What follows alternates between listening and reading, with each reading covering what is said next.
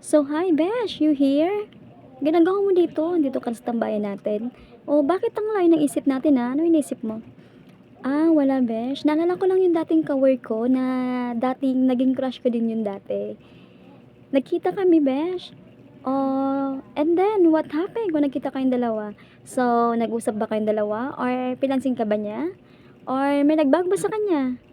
Ano Besh? Tell me. Ano?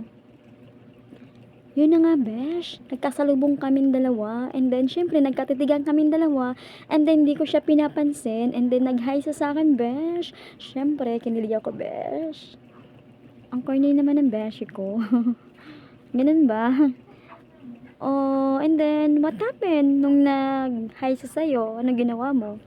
Nag-hi ka rin din ba sa kanya?